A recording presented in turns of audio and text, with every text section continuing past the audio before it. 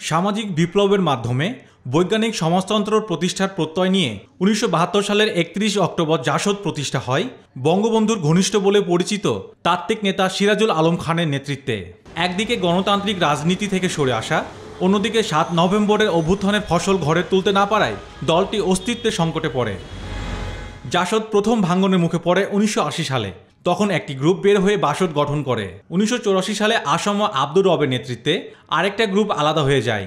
অন্যদিকে মির্জা সুলতান রাজা ও শাহজাহান সিরাজ নেতৃত্ব দেন আরেকটি গ্রুপ। ১৯৯৭ সালে জাসদ রব, জাসদ ইনু এবং বাসদের একাংশ ঐক্যবদ্ধ হয়। ২০০১ সালে জাসদ আবার ভাঙ্গে।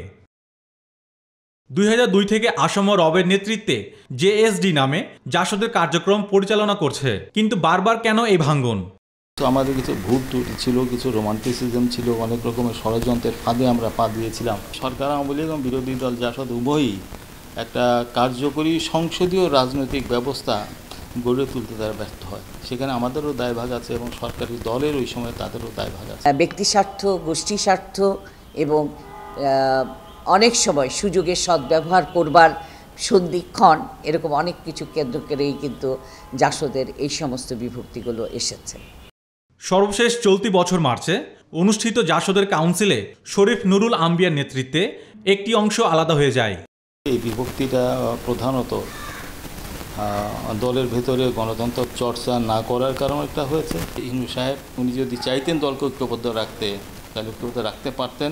হাসানুল হক ইনু সম্পর্কে বলেছেন, উনি যদি একজন একনায়ক হয়ে থাকে, দলের মধ্যে অন্যরা মিলে তো মতাদর্শগত সংগ্রাম করে এই সমস্যাটি সমাধান করা যেত। তার জন্য তো দলের ভাঙন প্রয়োজন ছিল না। তবে এই বিভক্তির মধ্যে ব্যক্তি স্বার্থ ছাড়া কোনো রাজনীতি নাই বলে মনে করেন এই বিশ্লেষক। দৃশ্যত রাজনীতি ও জনগণের সাথে সম্পৃক্ত না থাকার কারণে ভবিষ্যতে জাসদ আবারও ভাঙনের মুখে পড়বে, এমনটাই বলছেন তিনি। লেটেস্ট যে জাসদের ভাঙনটা, এখানে রাজনীতির মানে কিচ্ছু নেই, শুধুমাত্র সাধারণ সম্পাদক পদটি নিয়ে একটা গোলমাল। আওয়ামী লীগের বাইরে কোনো রাজনীতি নাই। আমার মনে হয় এই দুই গ্রুপের মধ্যে আরও ভাঙন আসতে পারে। এবং তবে জাসদের দুই অংশই মনে করেন ভবিষ্যতের সংকট নয়, তারা জাতীয় রাজনীতিতে গুরুত্বপূর্ণ ভূমিকা রাখবে।